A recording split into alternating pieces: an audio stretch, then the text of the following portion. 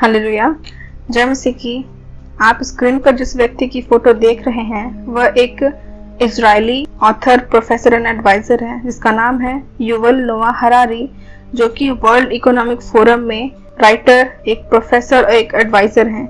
इन्होंने हाल ही में एक इंटरव्यू दिया जिसमें इन्होंने कहा है कि religious that are actually correct, एक ऐसी रिलीजन बनाई जाए जो कि बिल्कुल सही है, वो भी किसकी मदद से? एआई की मदद से। एआई का मतलब आर्टिफिशियल इंटेलिजेंस, जिसका मतलब होता है फेक और एक मनुष्यों के द्वारा बनाया गया सिस्टम जो कि खुद नए नए आइडियाज निकाल सकता है। अब ये सही को गलत और गलत को सही बनाएंगे। इनका कहना है कि बाइबल दोबारा लिखा जाना चाहिए, वो भी आर्टिफिशियल इंटेलिजेंस की मदद से। आप इसकी पहले वीडियो देखिए, इसने क्या कहा सुनिए। The third thing about AI that everybody needs to know, it's the first technology ever that can create new ideas. You know, the printing press, radio, television, they broadcast, they spread the ideas created by the human brain, by the human mind. They cannot create a new idea. You know, Gutenberg printed the Bible in the middle of the 15th century.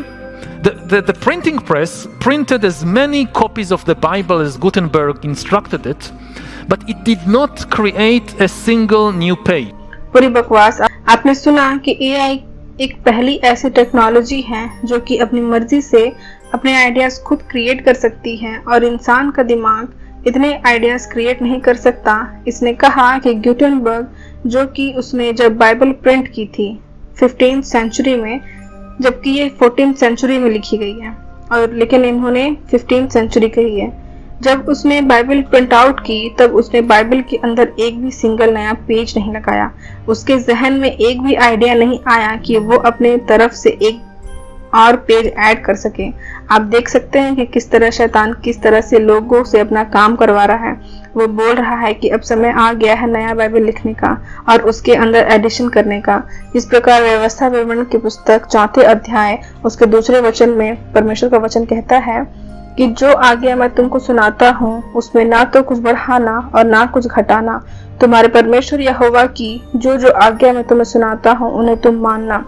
और दूसरा वचन प्रकाशित वाक्य 22 उसके 18वें वचन में लिखा है कि मैं हर एक को जो इस पुस्तक की भविष्यवाणी की बातें सुनता है गवाही देता हूँ, यदि कोई मनुष्य इन बातों में से कुछ बढ़ाए तो मैं परमेश्वर उन विपत्तियों को जो इस पुस्तक में लिखी है उस पर बढ़ाऊंगा। Hallelujah. It's the first technology ever that can create new ideas. You know, the printing press, radio, television, they broadcast, they spread the ideas created by the human brain, by the human mind. They cannot create a new idea. You know, Gutenberg printed the Bible in the middle of the 15th century. The printing press printed as many copies of the Bible as Gutenberg instructed it, but it did not create a single new page. It had no ideas of its own about the Bible. Is it good? Is it bad? How to interpret this? How to interpret that? AI can create new ideas, can even write a new Bible. खुदा के कलाम के अंदर कुछ बढ़ाना या कुछ भी छेड़छाड़ करना खुदा के खिलाफ है और शैतान की ओर से किया जाने वाला काम है। और ये कह रहा है कि एडिशन करें।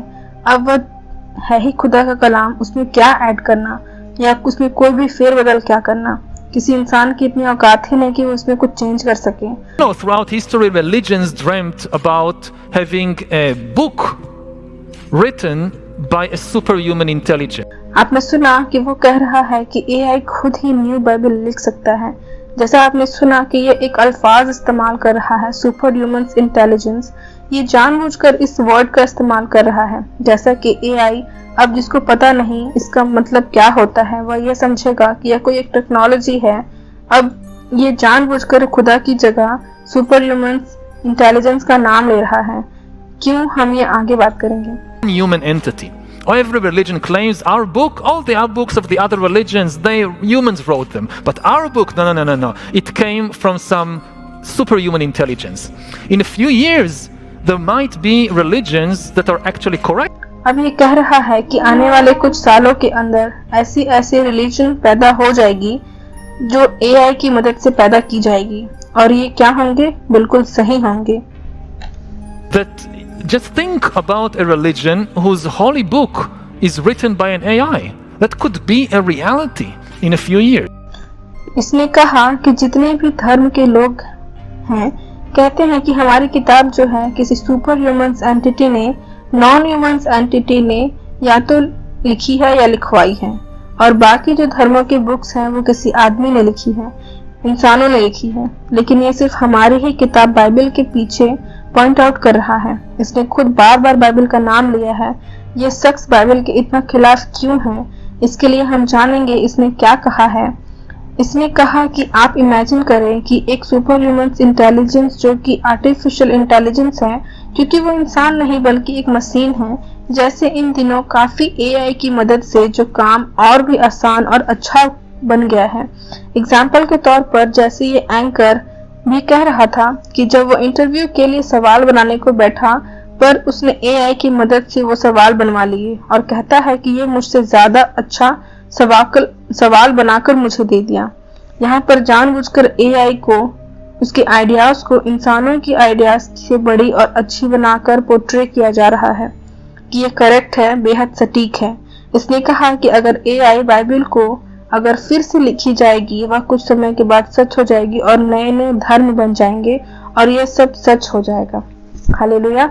यही तो वह वजह है जिसने इसने बार बार सुपर ह्यूमन इंटेलिजेंस का नाम ले रहा था। इसका एक ही मकसद है कि हमारे पास एक ऐसी टेक्नोलॉजी है जो कि खुद नए आइडियाज क्रिएट कर सकती है, और हर एक चीजों को ये फेक बनाते जा रहे हैं। आप ये देखकर जान सकते हैं कि हम कितने नजदीक आ गए हैं अंत के, जहाँ शैतान अपना एजेंडा बनाकर इस दुनिया में पढ़े लिखे लोगों को कैसे इस्तेमाल कर रहा है। हमेशा बाइबल के ही क्यों पीछे लोग पड़े होते हैं? क्योंकि युवल नोआ हरारी भी एक ये हैं जो अपने पति के साथ बैठकर एक इंटरव्यू में बता रहे थे। आप तस्वीर देखें। और मैं आपको बता दूं कि हमारी बाइबल हमें बताती है जिस खुदा की हम परस्तिश करते हैं वे उसके खिलाफ है। हम जानेंगे कि ये बाइबल को ही क्यों दोबारा लिखना चाहते हैं, क्योंकि गुनाह को नेकी और नेकी को गुनाह में बदलना, यीशु मसीह की वापसी, या इसके अलावा यीशु को जो सन ऑफ गॉड कहा जाता है, खुदा का बेटा, तीसरे दिन मुर्दों में से जी उठा, ये सब बदलना चाहते हैं। इनको पता है कि अगर ये चीजें बाइबल में से निकाल दी जाए तो बाइबल किसी की काम की नहीं रहेगी। इसी वजह से सभी बाइबल के खिलाफ हैं, क्योंकि बाइबल ही एकमात्र सच्ची और जीवित है जिसके द्वारा जीवन बदलता है। क्योंकि बाइबल ही हमें सही और गलत के विषय में पूरी जानकारी देती है। बाइबल में 2 नियम पाए जाते हैं, पुराना नियम और नया नियम। पुराने नियम में परमेश्वर ने हमारे लिए पाप से बचने के लिए व्यवस्था दी है, और नए नियम में उन पापों से छुटकारा कैसे प्राप्त करें वो बताया है। और हमें ये जीवित आशा मसीह में मिलती है कि यीशु मसीह जल्द ही हमें लेने आएंगे। और जहाँ तक ये बात है कि क्या ये बाइबल को रीराइट कर लेंगे, तो जी हाँ, ये कर लेंगे। क्योंकि जर्मनी के अंदर एक चर्च है जो कि आर्टिफिशियल इंटेलिजेंस के थ्रू चलती है, जिसके अंदर 3 आर्टिफिशियल रोबोट्स जिसको दिखाए जाते हैं, जिसे चैट GPT की मदद से लिखा हुआ सरमन सुना रहे हैं लोगों को। यहाँ 300 से ऊपर लोग मौजूद हैं, लेकिन वहाँ किसी की एक की भी हिम्मत नहीं कि ये उठकर कह सकें कि ये तुम क्या कर रहे हो। जब ये इनका विरोध नहीं कर पा रहे, तो आपको क्या लगता है कि ये जब बाइबल AI के द्वारा लिखी जाएगी तो क्या ये मना कर पाएंगे? बिल्कुल भी नहीं।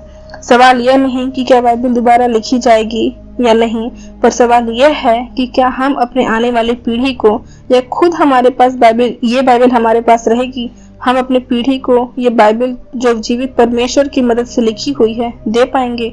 अब ये बताएंगे कि बाइबल सही है या गलत।